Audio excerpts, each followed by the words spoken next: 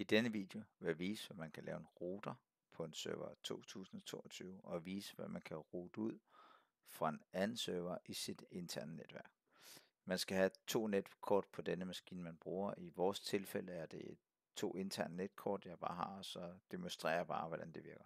I den virkelige verden vil man putte internetforbindelsen i sin ene netkort, og så lave det her til det andet netkort, som jeg viser.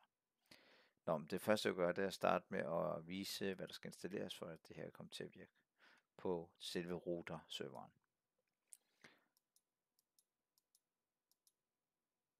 Vi skal bruge en DHCP-server til at maskinerne får tildelt en IP-adresse. Så skal vi bruge en DNS, for at den kan slå op på navne. Og så skal vi bruge den her, der hedder Remote Access.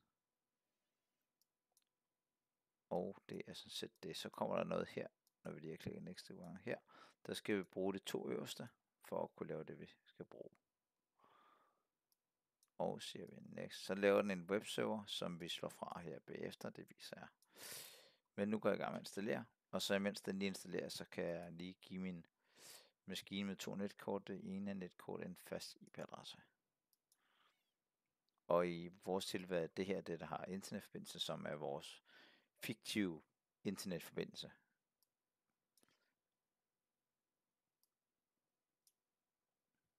Og så går vi hen og giver den her en fast IP-adresse. Det skal den have, for at den kan finde ud af at smide IP-adressen ud for DHCP-serveren.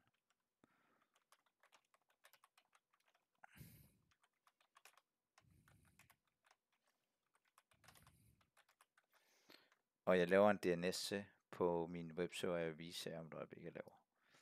Så siger vi gem og siger luk. Og så kan den lige stå og køre, og så kan jeg få fat i min anden server, jeg har, og lige gå i gang med at lave det andet. Jeg skal lave det nemlig en webserver og en DNS. Så vi går herop og siger add.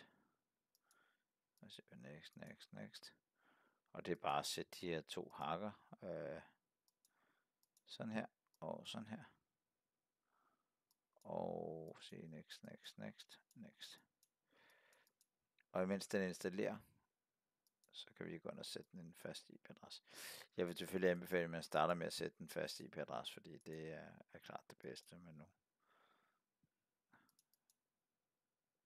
har jeg prøvet det her nogle gange, og du kan se, at den kun har et netkort, og den har ikke nogen information, der kommer igennem. Hvis I ser her, så har den ikke nogen IP-adresse. Og nu giver jeg den fast, og nu vil den tro, den har internet. Det har den faktisk ikke, når vi lige har lavet det her.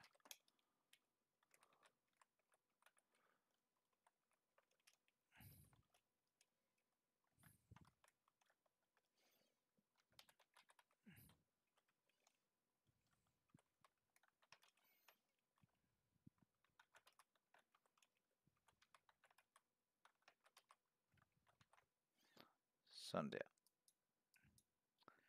Nu tror den, at den har internetforbindelse. Men det har den faktisk ikke. Så jeg kan vise jer det her. Der går lige et øjeblik med det. Den anden er heller ikke færdig, mens det læser op, så det går nok lige med det.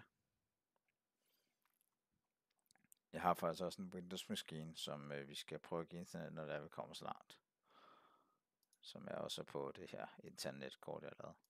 Jeg ser, den har ikke noget internet, men webserveren vi har lavet. Og sådan her. Den skulle meget gerne virke. Den er ikke helt klar nu, så sådan, webserveren er ikke helt klar, så der går lige et øjeblik med det. Du kan faktisk se her.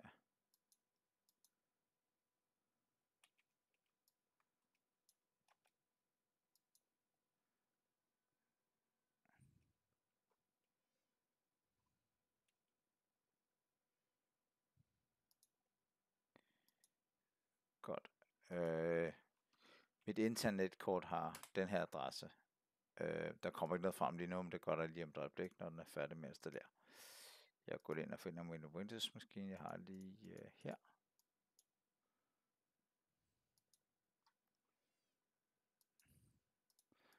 som I kan se, så har den ikke noget net lige nu. Fordi den kan ikke se netkortet, fordi den har ikke nogen rute at gå med. Men det er jo det, vi vil bygge op stille og roligt. Den her kan vi bare lade køre færdig, fordi den skal vi ikke bruge mere end at se tingene på. Så går det et øjeblik, før den er klar.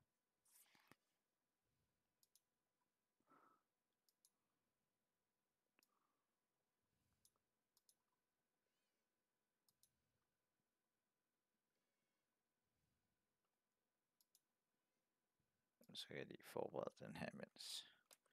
Så kan I se her, at den ikke har nogen IP-adresse, som det er lige nu.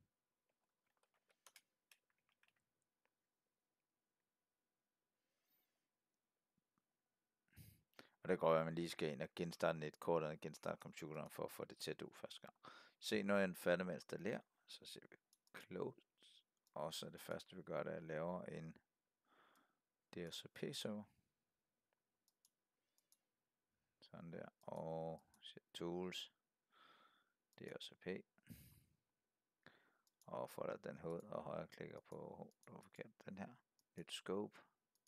Next. Og vi kalder den bare DHCP.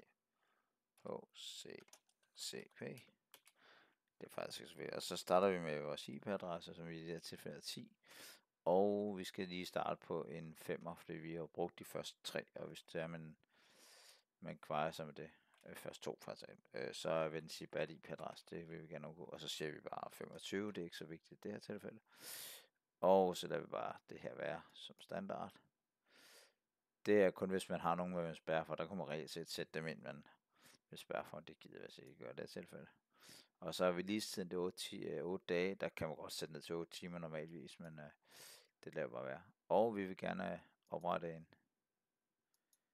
en hvad hedder det? DNS. Og så her, der er det vores gateway. Vi sætter ind her. Det står der også foran. Next. Og her der fjerner vi den her DNS, så vi kun bruger vores egne, og ikke den eksterne. Og så siger vi next. Den der skal vi ikke bruge sådan noget, og den der skal vi sige ja til. Og så siger vi finish done. Det var DHCP-serveren. Så går vi i gang med at lave vores rute. Den har vi her. Ja, så går vi lige herned og finder den her under rute.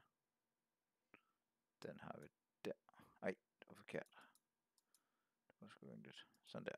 Der. Og så trykker vi der, siger vi perfekt, og siger next. Og så tager vi den her, som vi vil bruge. Vi tager nat, uden noget som helst andet. Du kan tage den med VPN, så skal du op med VPN for at få en IP-adresse. Det skal vi ikke her, så vi siger bare next. Og så kommer den her, hvor den ikke kommer frem. Når hvis den kommer frem, så laver den en fejl, så trykker du bare next. Og så gør det den gang til. Og jeg har aldrig helt gennemskuet, hvorfor den vil med at gøre det der. Og så kommer netkorten, og så tager du så det her netkort, det er jo, den står den net i internet forbindelsen connections. Så trykker du på den. Og normalvis vil så stå en offentlig IP-adresse her. Nu har jeg lige valgt min egen, fordi det her er jo et testlab.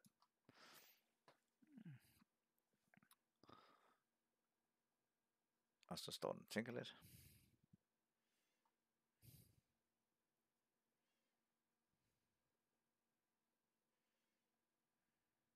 Det er sådan set det.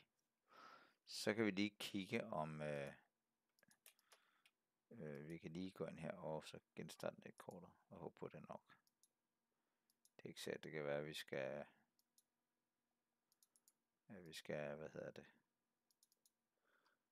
Vi skal genstarte computeren. Nej, det skulle vi ikke. Det var nok med det. Så se, så kom sgu internetikonen hernede. Så nu har den fået internet. Så nu kan det teorien gå på nettet med den. Det er måske det bedste at bruge den, fordi det tager så lang tid at få startet det der heads up. Mens den lige bøller med det, så vil vi gå tilbage til vores hovedserver, fordi vi vil gerne lige slå den her fra. Det her site, der ligger herinde, fordi den kommer frem nu, hvis man trykker sin, kan man sige, offentlige adresse. Det vil vi ikke have, så vi tager bare og siger, at den ikke skal køre. Så der stopper vi lige her, sådan der. Og så vil den dø. Og med det mærke igen. Og så går vi lige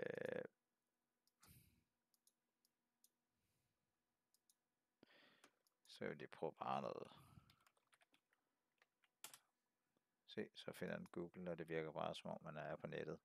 Og så hvis man tager lige og gør sådan her, så kan I se, at den har fået vores egen DNS'er, egen gateway, alt er vores egen. Men lad os lige gå tilbage til vores nummer 2 server, for at se, at den er blevet færdig. Det er den.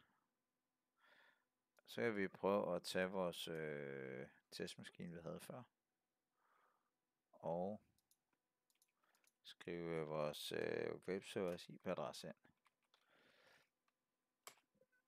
Den virker sgu fint. Så vil vi gerne have routet den her server, vi har her, vil vi gerne have routet over ud på internettet, så den kommer frem lige her, som en webserver.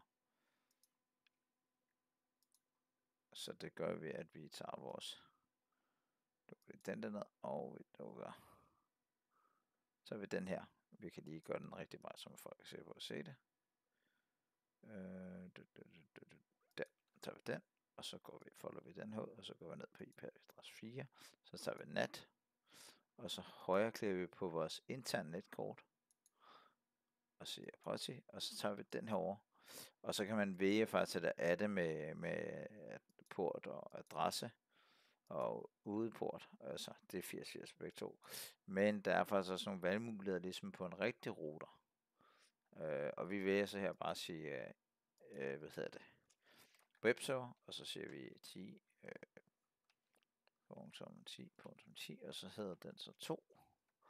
Og så siger vi OK. Så nu, og når jeg siger OK her, så har jeg reelt set routet den her server ud, som har den her IP-adresse 10.2, som vi gav den tidligere. Ja, 10.0.0.2. Så når jeg trykker her, så kommer vi på den webserver. Det var sådan set det, jeg havde ved vise på, hvordan man kunne lave sin egen router med en server 2022. Håber, at det kan bruges.